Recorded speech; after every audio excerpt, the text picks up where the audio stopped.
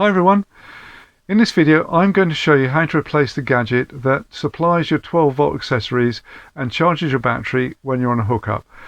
Now at the moment I'm on a hookup on our driveway because, to be perfectly honest, Ermintrude here is the only place I can get a little bit of peace and quiet to do any work. And I was sitting here yesterday quietly working away on my laptop when I was enveloped in a strong smell of electrical burning, which, as you can imagine, was a little bit worrying.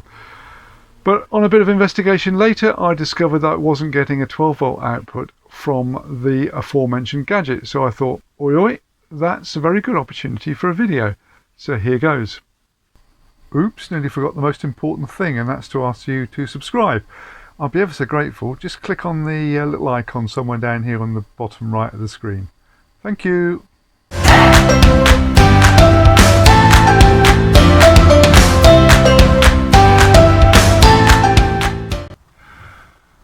Okay, before we delve into this cupboard to my right here, which is where all the electrical gadgetry is, a little bit of a public health announcement. Now, although this component is relatively straightforward to fit, if you've got any doubts at all about your own ability to fit it, just don't, okay? Get a qualified electrician to fit it for you. And do bear in mind, I'm standing in the 1996 Swift, so although your components are going to look roughly the same, they're probably not going to be exactly the same, and the layout of the components is going to be very different, almost certainly. So before we go any further, let's just make sure we're not connected to the mains, because I really don't want 230 volts coursing through me. Right, well, I'm a little bit paranoid when it comes to electricity, so I'm going to do 4 separate things to make sure I don't get any kind of shock. First of all, I'm going to disconnect the mains lead from the motorhome here. Then I'm going to disconnect it from inside and curl it up and take it away so my wife doesn't plug it back in again. Then when I get inside the van, I'm going to switch the consumer unit off at the main switch. Then I'm going to check by plugging something in at one of the sockets. And finally, when I take the 12 volt supply out, I'm going to make sure that there is no voltage there with a multimeter. A very quick look at the installation before I take the supply out. Yours is going to look something similar to this. Don't worry about, Don't worry about all these bits and bobs around the edge here. These are the 2 things we need to worry about. So this obviously is a consumer unit, main switch which is off, MCBs, and this is the component I'm going to take out, which is the battery supply 12 volt supply, battery charge 12 volt supply. I happen to know that's not the original unit, so I'm going to try and find a KT12SM, which was the unit that was originally fitted to this vehicle. Before I do anything else, I'm going to check that we do not have 230 volts at that wiring box there, and I'm going to do that with a multimeter. Can't do that while I'm holding the camera, so I'll have to do it separately. Just a tip with a multimeter, I'm sure you all know, but just check it is working by checking a 240 volt supply before you check something isn't working. Okay. Just quickly show you there that I've got the 2 terminals on the line and neutral, and as you can see I have no voltage, so I'm quite happy with that. Okay, we're ready to go. I've got the camera in a bit of a precarious position, so if it falls over, I apologise for that. As you can see, I have already disconnected the supply from the consumer unit. So I'm now going to take the consumer unit off. This is the 12 volt supply output from the unit. So just take a photograph of those cables so you know which way to put them back again. I've already done that. So let's disconnect those. There we go with that. And very quickly undo. Sorry, wrong screwdriver. Undo this one. That one has to come out fully because it's not slotted, but the left hand side of the unit, this one here, is slotted. There you go, as you can see it's now out. So that's the old one out. This is a familiar unit fitted to quite a few caravans and motorhomes, so this may be very similar or identical to the one you've got. What I'm going to do now is take the cover off the consumer unit and have a quick look and see how this cable is fitted, because what I'd like to do is tidy it up and put the cable from the new unit or the replacement unit straight into the consumer unit and not go via this connection box here. So let's have a quick look.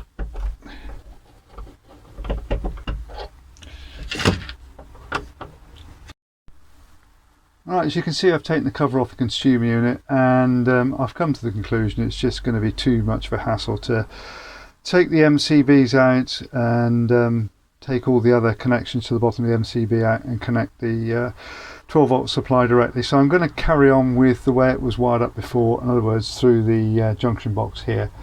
Probably going to make the, excuse me, the cable a bit shorter.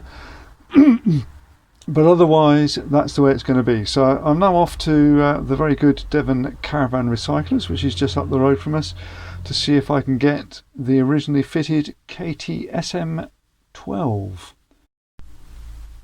Okay, hope you can see that. I managed to get from Simon at Devon Caravan Recyclers a second-hand version of the original component that was fitted to this vehicle, which I'm really pleased about. Even the mounting holes line up. I'm going to have to put a couple of spade terminals on there, and obviously that will wire up to the connection box which I showed you earlier, and we should be good to go. Now spade terminals, you can get them anywhere. I hope you know that, or you probably know that, I should say. If you haven't got a proper crimper to put them on with, mold grips work just as well. So what I'll do is I'll own a couple of those, and then I'll show you how to do it if you don't know already. Okay, I prepared the two ends with some wire strippers, and now all I've got to do is put the aforementioned, here we go, spade terminals on. So that's just a matter of carefully putting the terminal on like that, and then, as I said, I haven't got some strippers but I can't find the bloody thing, so just get your mold grips and very carefully just clamp them, and that is all there is to it. And that will be perfectly adequate to hold that in place. Okay, so that's the spade terminals on the 12 volt output. I've prepared the ends on the 240 volt input. Now really all I've got to do is connect the thing up. So number one is to put a screw in the original holes which were there in the original components. There we go, there's one in. If I can find the screwdriver. What have I done with it? Here's the thing, always make sure you've got your screwdriver to you before you start filming.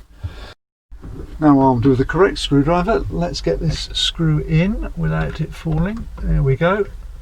So there's number one.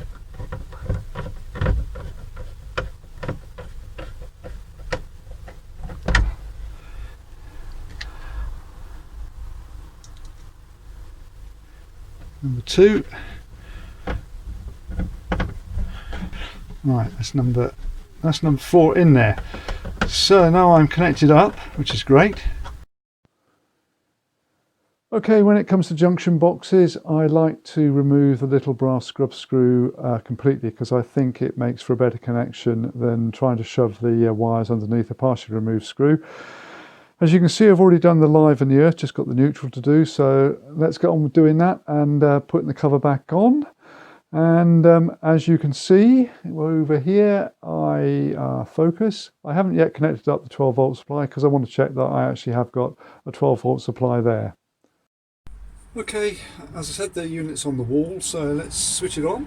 As from there, connected it up, and that's very good. I'm not sure you can see that, so but the unit on the top here is glowing red. I can't move the camera because it will fall over, but the switch is showing me that it's on. So let's have a look and see if we've got a 12 volt or more output, which would be very nice if we have.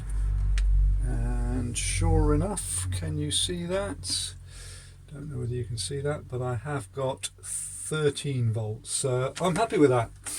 So all that leaves me to do now is connect those up in there and put the cover back on that, which I should have done beforehand, to be honest, and it's good to go. So I'm pretty certain on your installation you will have a direct connection between the MCBs, that's a 240 volt connection between the MCBs here and the power supply there, so it'll be coming down there. So that means if you're replacing this, you've got a choice. Either you put the supply back as you found it, in other words a direct connection between the MCBs and the power supply, or you do what the owners of this vehicle did before I had it, which was to cut the cable from the MCBs and join it to the cable for the power supply using the junction box, which, as you can see, is tucked over in the corner there. Probably if your installation is the original and you've got the connection direct to the MCBs, it's going to be just as easy for you to take the cable from the old supply out of the MCBs and put the cable from the new supply back into the MCBs and forego the junction box option. But you have got two options, and obviously the choice is yours. Well, that's it, and I'm happy to report that the 12-volt supply is working just fine. Thanks very much for watching. I hope the video was of some use to you. I know that your setup is going to be slightly different, but hopefully there's something in there that you can use. I'm going to try and get a few more videos done before the winter sets in too much, so if you want to be notified when they drop, please hit that subscribe button. If you want to be doubly sure that you get them, press on the little bell icon. See you next time.